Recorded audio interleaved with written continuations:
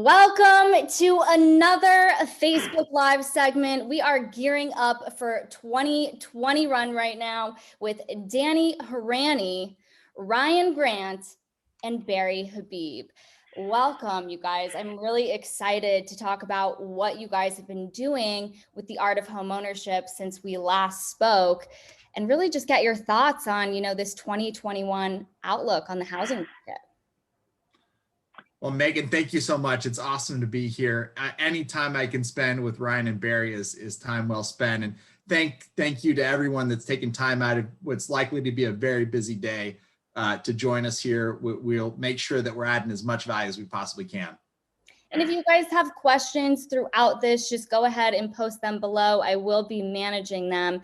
And to kick things off, talking about gearing up for 2021, I want to ask you guys, what are your outlooks? What are opportunities? What challenges are going to come up in 2021? Well, Megan, what we want to make sure we do is with our forecast coming out on Monday for 2021, which we had to amend based upon some of the recent results that we saw last week in the election, I think that it really sets the stage for, it's going to be a good refinance market, but probably at least the beginning part of the year, we'll see rates elevated a little bit. The purchase market's going to be really hot. So I wanted to talk to two of the most prolific producers ever in the mortgage industry and get their takes on what they see ahead as to how to position yourself to maintain the lifestyle that people have liked, right? They made a lot of money in 2020. Want to keep that up. If not, keep it up, make more. See incomes drop. So guys, why don't you share some thoughts on that for us?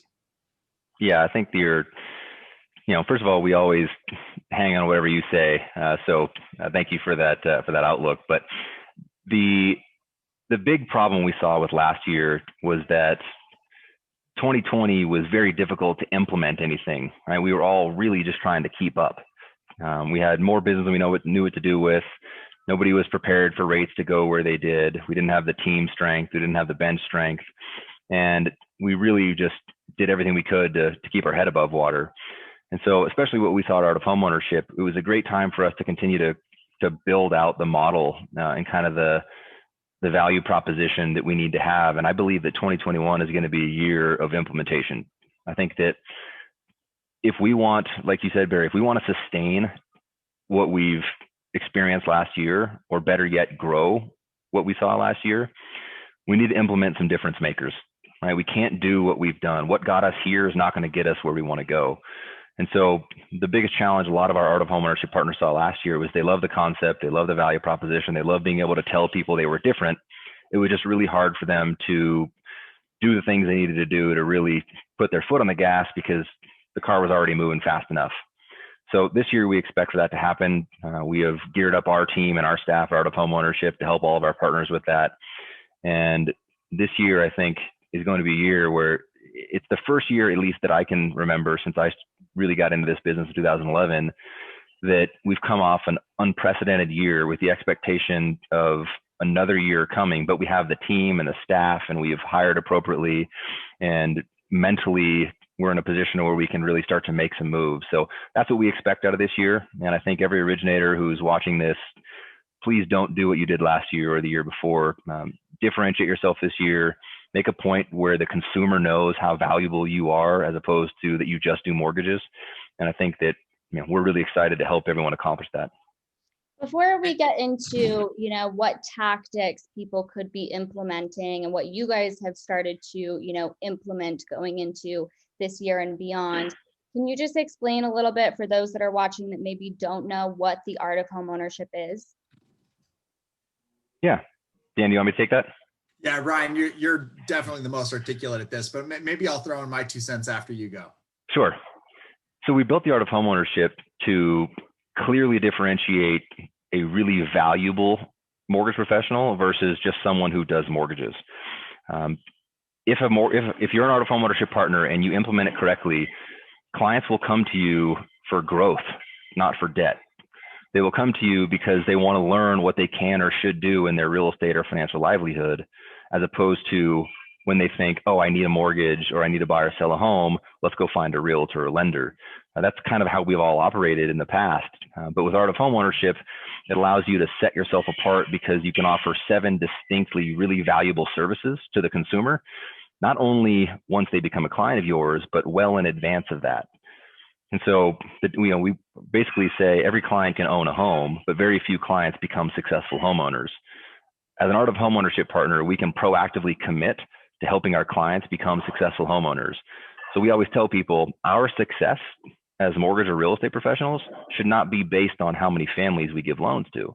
It should be based on how successful those families ultimately become over the next 30 years. And we've built Art of Homeownership as a systematic way to deliver that proactive value to the clients year after year after year, so they can become more successful because of working with an Art of Homeownership professional.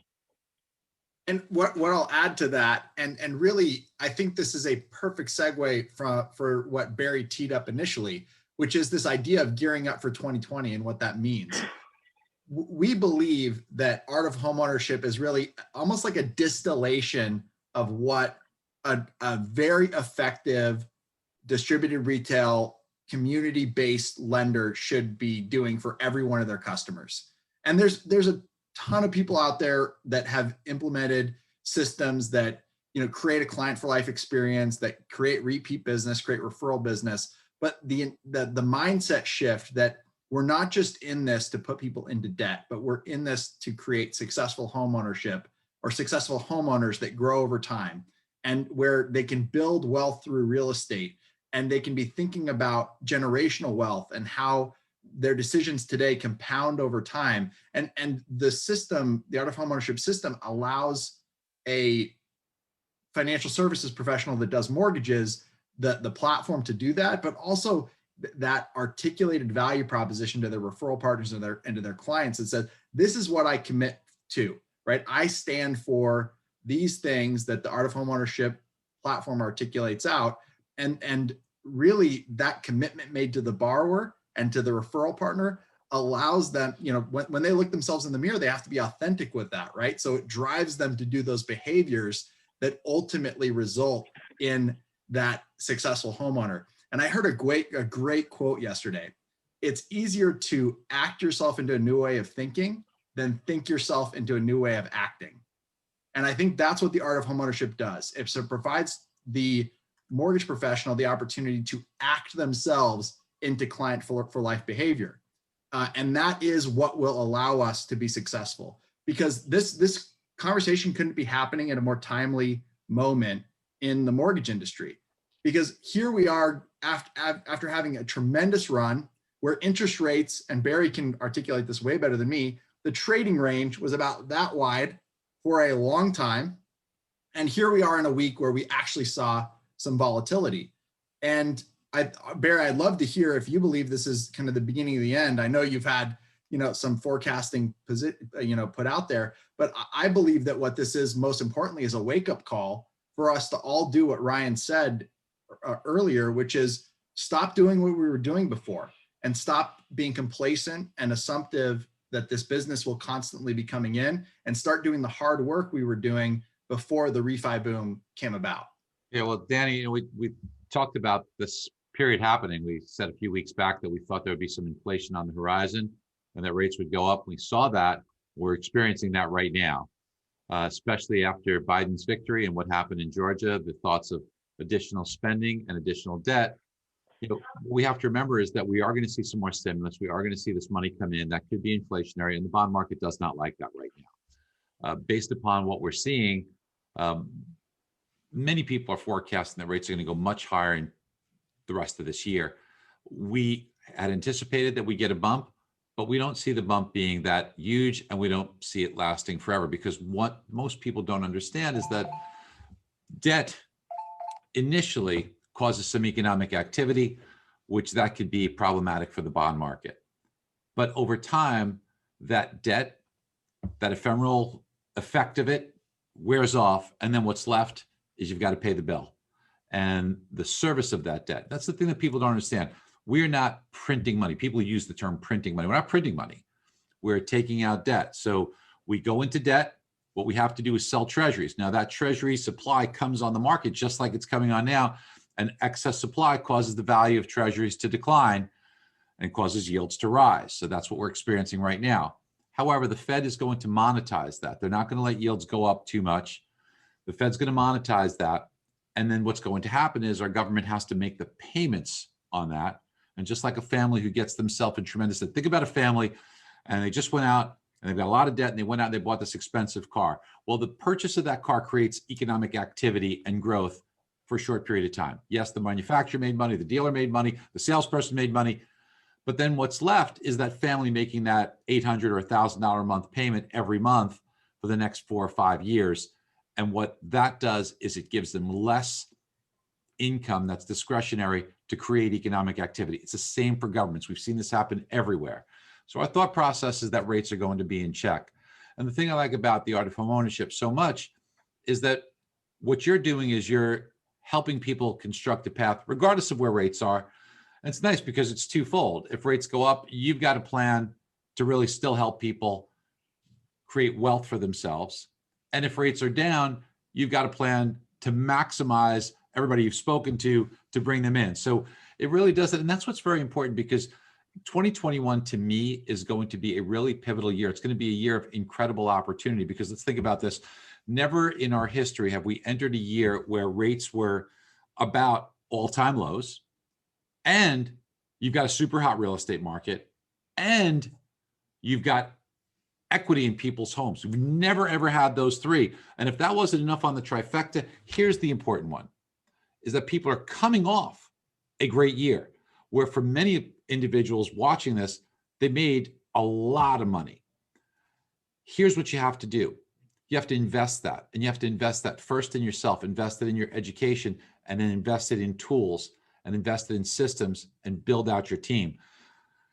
It drives me crazy when people say, no, I'm too busy, I'm too busy, I'm too busy. I'm too busy to learn more. I'm too busy to build up my team. Well, if you're too busy, that's the problem, because what you really should be doing is you should be taking the money that you're making from being busy and building out systems and teams to allow you to handle that correctly and take on more. In 1955 in San Bernardino, California, there was this amazing burger shop, and they were kicking butt. The name of it was McDonald's, and they were really busy. Now, if they said we are too busy to build this, they'd still be probably a great burger shop today. So you have to think about what you want. Do you want to have a great burger shop? Do you want to have a great little origination business? Or do you want to build an empire? What is it that you want to build in the future? And if your thought is, I want to change this for generations to come and create unbelievable wealth, then you have to invest in yourself. Invest in your brain by getting certified in things like CMA, by increasing your education and your knowledge across the board, by investing in tools and systems, art of homeownership, MBS Highway, things of that nature, and in building your team. In building your team with assistants and junior loan officers that can take that busyness and turn it into wealth. You know, Barry, that's such a great analogy, you know, the McDonald's analogy, because one of the other things that was a catalyst to that expansion was that the McDonald's brothers met Ray Kroc as a business mentor, and they listened to him, right? And he helped them to develop systems, right? Because they were working in the business, he worked on the business, and it made all the difference for them. Now it's the highest grossing restaurant in the world, and it's not because their food's good, right? It's because they have systems to consistently deliver an experience time after time after time, no matter who you are or where you are in the world. And that's exactly what we need to be able to do. Is the best, another really great way to describe what Art of Homeownership does is it allows us as financial services professionals to create trust at scale. And that is the secret sauce, is building trust at scale. Others are choosing to do that through spending $1 billion in advertising by attaching a brand to trust. We are our own brands, but how do we reach enough people in order to leverage and help and assist those families that really need the advice that will make the difference and allow them to grow wealth through real estate? We have to do it systematically by using platforms like Art of Homeownership. Yeah, that's what's so special about our partnership with MBS Highway and CMA, is that you really shouldn't be an Art of Homeownership partner unless you can differentiate your value. And by getting the information, the knowledge, and using the MBS tools and certifying through CMA and really being able to say, I am different. I've invested in being different. I've invested in learning more and being a more educational based mortgage professional, that's the heart of art of homeownership, right? It's a way to differentiate it. So to your first point, Barry, having that knowledge is extremely important. To your second point about growing the business, we really teach that at Art of Homeownership. So every Wednesday at 10 a.m. Pacific Standard Time, we do an hour-long training for all the Art of Homeownership partners. And a lot of what we've been talking about this whole last year was how to scale your team to be able to deliver that consistently incredible experience. Who do you hire? What do you pay them? What do they do? Who do you then hire next? Who comes after that? And so even though Art of Homeownership is not a coaching platform, we've definitely helped people realize, to use Art of Homeownership well, if you're too busy, you need to hire this person, then they can do this aspect of it. Then you can hire this person, they can do that aspect of it. So both of those things are really important. And obviously the MBS Highway partnership has been really special to us because it helps us with the education component and helps just in another way of standing out from a professional experience. You guys, we appreciate all the nice feedback about MBS Highway.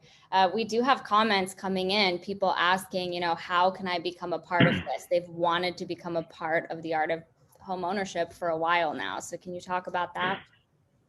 Yeah, you can just go to joinaoh.com. It's just www.joinaoh.com. You can connect with our team. We'll, educate you more on exactly what it is. We'll invite you to one of the Wednesday seminars or one of the Wednesday sessions if you're interested in learning more about it. But, it is a limited platform. We only are allowing 2 mortgage professionals for every 100,000 people in an MSA. So if you're in an MSA or a metropolitan statistical area that has 1 million people in it, we're only going to allow 20 mortgage professionals into that market, and then we shut it off because one, I don't believe there's more than probably 6,000 mortgage professionals in the country, which is about a 1% number that really will invest and want to be this type of person for their client. And two, we want it to be a differentiator. If everybody had access to it, then it would just be something that everybody bought just to say they're a part of. But we really want people to have the desire to be different. Kind of like Danny said, once you can act your way into thinking different, hard to think your way into acting different.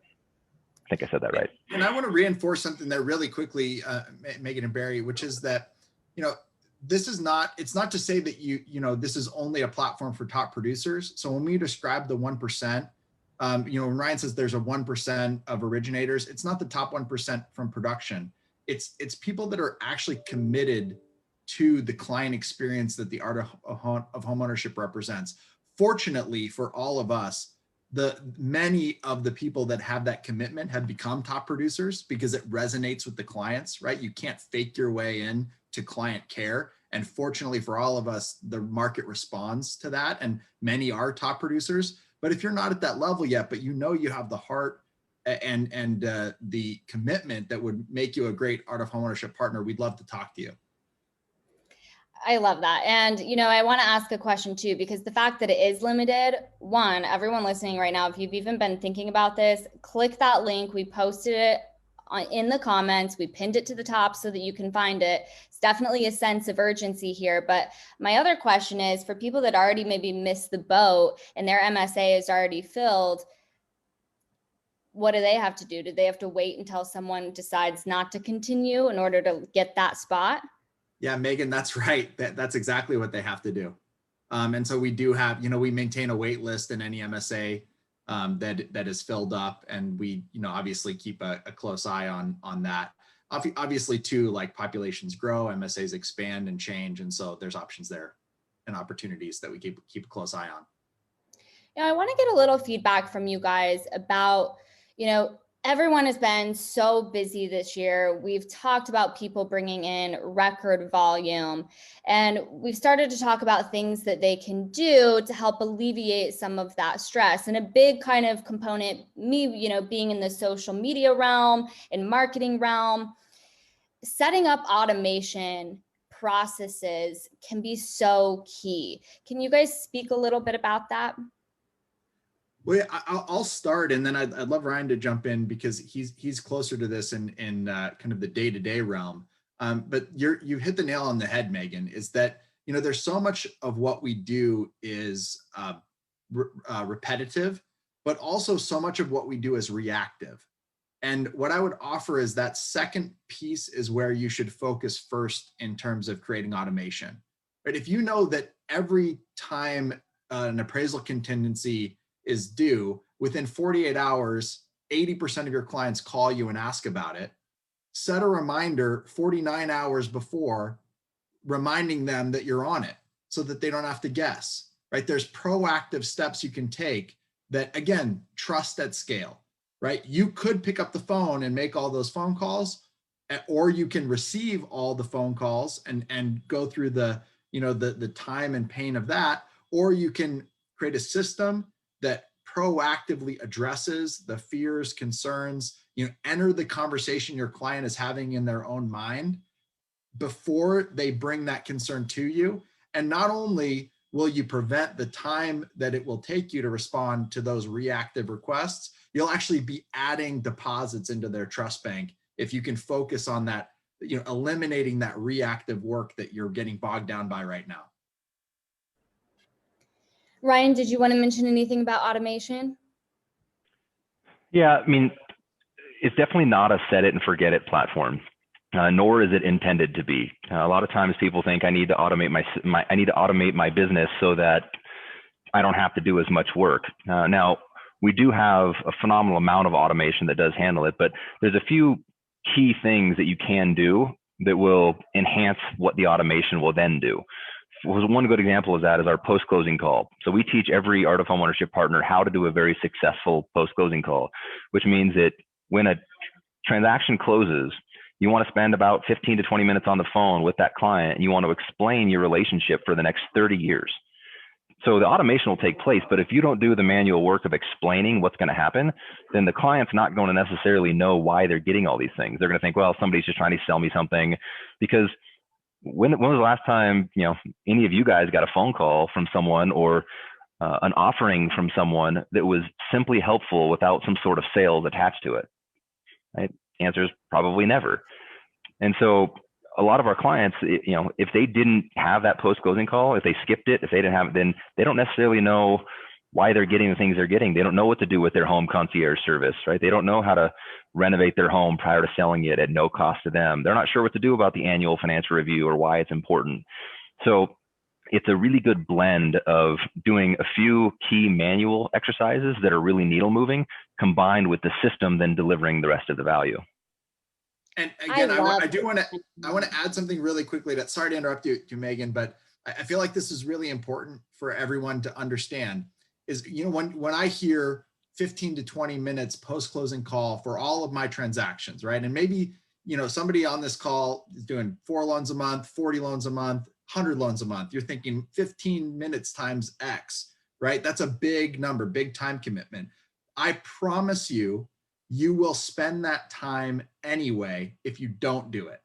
You'll spend that time reacting to your clients' calls, or you'll spend that time soliciting for business that would have naturally come your way without any additional effort beyond that 15 or 20-minute call. It's a great opportunity to ask for referrals. It's a great opportunity to reinforce your value proposition, to walk the walk that you've been talking about for the entire pre-transaction. And then during the transaction, here you are being able to reinforce that value proposition again, further adding trust, which then leads to additional referrals. So this is not a time sink. It is an investment that pays dividends downstream.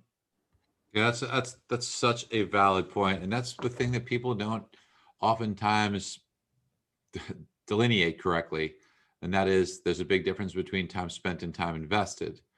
It makes all the difference in the world. We talk about that all the time, and that even if you're working with people within your office environment, we've always had very much a teaching environment. You're not allowed to just say, okay, just do this. There always has to be the explanation why and what the results are. When we create products and programs for you guys, when it comes out of our brain and it goes to the tech team to actually make it so that it's programmable and you can utilize it, it's not just, okay, here's what you have to do. It's here's why, here's how it affects the loan originator, here's how it impacts their customer, here's what we're trying to accomplish. And then once they've gotten that and they own that, they could see how it works. So it would be faster to just say, just do it, but it wouldn't have the same impact. So the investment of time that you put in, if it is an investment, like Danny's talking about, what Danny's saying here is clearly an investment. And that investment is in your future that will pay dividends. So, don't cut your future short, because there'll be a time where that 15 minutes will save you not only time, but rewards you with so much in money. Can I add one thing to this too, Barry? Because this is one of my favorite teachings that you offered to me early in my career, which is never sell one loan at a time. And this platform is about selling 15 loans at a time. And the post-closing call is the reinforcement. It's the anchor to that whole entire journey, right? Obviously, you need to get them to say yes to you, and you do that with the enhanced value proposition. You have a very clean, referable experience throughout the transaction. And then the post-closing call is the kill shot. Yeah, and I think it's so important in this day and age too. You know, we all kind of expect an automated system to some degree. And what we don't expect is that individual that's going to reach out. And you guys talk about having this authentic voice, building this relationship with these people. You don't do that through automated systems. So it's good to have a healthy mix that helps get your freedom so you're able to focus on other things, but also focus on building that relationship. And I want to circle back a little bit. You know, we talked about everyone being busy and hiring to set us up for 2021 if you are in a position that you need to hire someone else to take over something. And we had a Facebook Live the other day, and it seems like a lot of people are doing hiring right now. Do you guys have any kind of feedback that you can give as far as hiring the right people? Yeah, it's definitely a challenge, right? It's a hard time to hire people right now because everybody who's worth hiring is probably doing a lot of business, and you know, they're busy and they're making good money, probably more money than they ever have. So what we found is the art of homeownership has actually helped us with that process, because typically the only way people do it is they'll overpay, right? So we'll recycle all of the same people that have been in the industry, and we'll just steal them from each other and overpay them to the point to where it becomes economically not feasible to run a good practice anymore. So what we've done is we've said, look, you know, I've talked to processors, we've hired multiple underwriters, we've hired post-closing people.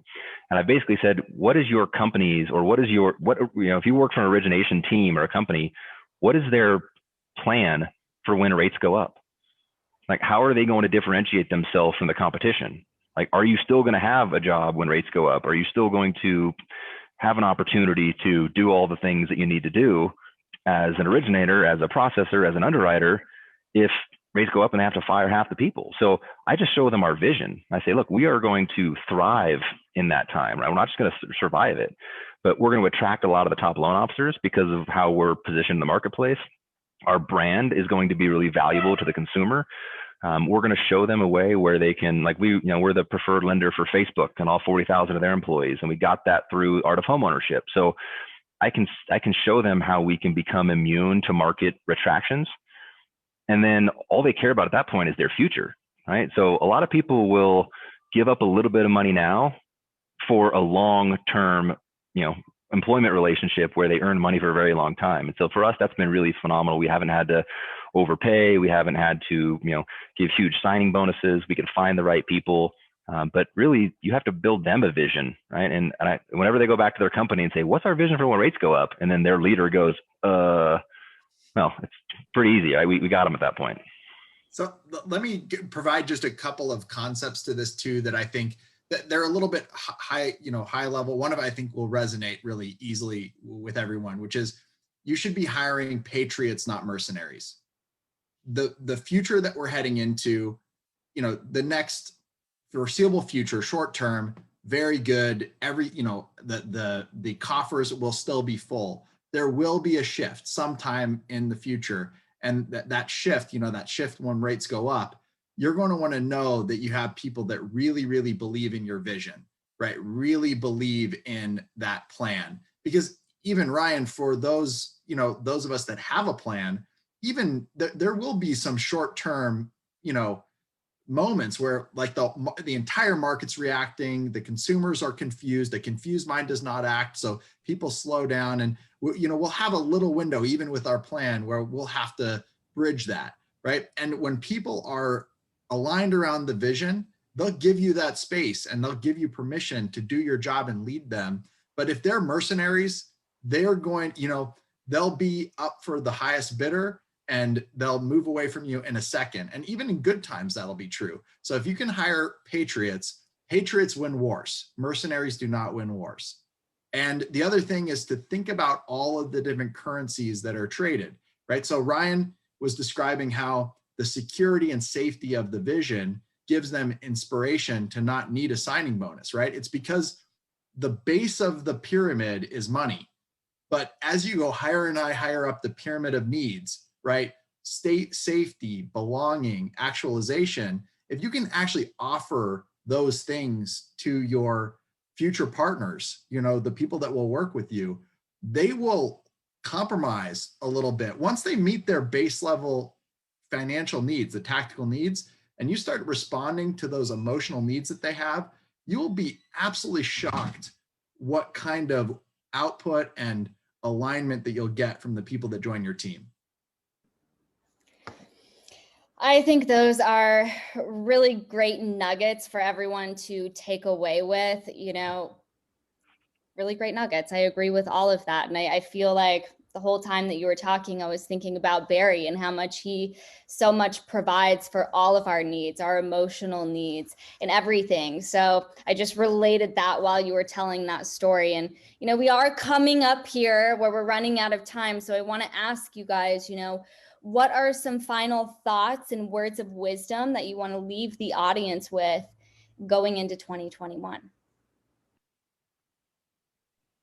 Well, I'll go first, and because I would love these guys to reinforce, and I want to hear from them. But one thing I would say is don't let the most important advice you got this entire session was to invest your money, right?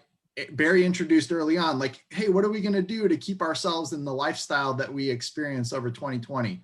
Well, guess what, team? There's no way you're going to do it unless you save money, because the income will change, right? It fluctuates. We've all been through this roller coaster before. So find a way to pay yourself first, start building a plan for wealth building over time so that you don't have to be working into your 70s. And there are very, very smart and convenient ways for you to accomplish those goals. We won't get into them right now, but you know, you can easily look into them and find a lot of easy ways for you to sock away a little bit of that cash that maybe could have felt a little bit like a windfall in 2020, might feel like a little bit of a windfall in 2021. And this is the last piece, and it's very related to this, don't let that scoreboard define your self-worth. That's a very, very different thing. Net worth should not define your self-worth. Yeah, that was really well said, Danny. I think that when you say that, it reminds me of, you know, defining success. So if you ask any originator in the country, were you successful last year? The assumption is they'll probably say yes, right? But they're probably they're confusing their production with being successful, not their performance, right? So if you're successful because the wind's at your back, but you're doing the same things when the wind is at your face, are you still not successful? Right? You should be, right? And so this is why Art of Homeownership is so exciting for me, is because if we just focus on really implementing all the things that Art of Homeownership is supposed to do, right? We study the MBS highway stuff, we get CMA certified, we push out the content, you know, it's built into our systems, then we're successful every day, regardless if rates are high or if they're low. And yeah, we may not have the same scoreboard that we did in 2023 as we did in 2020 or 2021, but we're still doing the right things, right? We're still differentiating ourselves in a really phenomenal way. So back to the reinvesting back into yourself, ask yourself, you know, I think we all worked probably about 3 years in the last 12 months. And there's a lot of people we've been talking to just in the last 8 days in the beginning of the year that are signing up for Art of Homeownership that are saying, I'm just tired. I'm burnt out. Like last year was so hard. It's, you know, implementing something new. I may need a break before I do that. And then I ask, okay, well, how much longer do you want to do this? And they're like, well, I don't know, maybe another 5-10 years, you know, and a lot of people are still very much in the loan, right? They're still doing every aspect of you know, not only the lead generation, but the conversion, the fulfillment, all of that. And so what I tell them is, look, if you invest in this now, not only can you work your way out of the transaction into more just about leadership and lead generation, but what you can do is you can actually succession plan your business, which is one of the key components of Art of Homeownership, is allowing people to succession plan from the time they want to stop to 10 to 20 years later, because it's a sellable business at that point. You have every box check marked. When someone asks you, do you have this in place? Do you have that in place? Do you have this in place? And you could just say yes to all of it, right? And it's something we train on. It's something our CRM as a part of the platform facilitates for us with all the data and the metrics. So we're excited about allowing people who don't want to do this until they're 70 to just run out of energy and stop, to where they can actually sell their practice to other Art of Homeownership partners, and to sell their seat because it will be sold out, to be able to say, look, you can come in and you can take this on, and I can earn out for the next 10 plus years and actually have a retirement in the mortgage business, as opposed to just stopping cold turkey or running out of energy. Yeah, Ryan, both of you guys, some great thoughts, and Megan, as always, did such a good job today. I just want to add a couple of quick thoughts here just at the end. A salesperson eats what they kill, right? And that's okay. But, when you talk about how to build a practice, and that's a sellable, that's music to my ears. It's something, we've talked about for so long, is that your asset is your database if it's worked correctly. And what you want to have is an asset that you build and you grow, and that really creates some long-term value for you. And I think it's going to get pretty interesting. Now, I could be wrong on this, guys, but I'm pretty good at pattern recognition. And again, I could be totally wrong. But when I watch things like the stock market, where a lot of people have a lot of assets now and have accumulated some dollars and putting it in the stock market, I don't blame you, and you've probably done extremely well. Something about this just seems to ring like 20 years ago, when it just didn't end. It didn't end well. And I've seen it happen at other times as well. I've been a student of the market. I just want to tell you guys, my antenna is up. I think that if you do the right things in your business today to make sure that you protect that asset of your business, then if you happen to have some bad luck for a period of time in things like the stock market, if it goes the wrong way on you or other, you will be protected. The best investment that you're going to make is in you, is in yourself, is in your mind, is in your own business. Don't trust it to anybody else. Trust it to you, but just do the right things for you. And I think that, if you look at the success that, Danny and Ryan have had and what they've done with Art of Homeownership, that's just a great place to be and to protect you and your business going forward. You guys have it. I hope you wrote down those golden nuggets in this session, and we did put the link in there. So I've seen many of you said that you went and signed up. That is awesome. Do not hesitate. Remember, space is limited, and we thank you guys and hope that you have a wonderful weekend. Thanks, everybody. Thanks, guys. Happy New Year.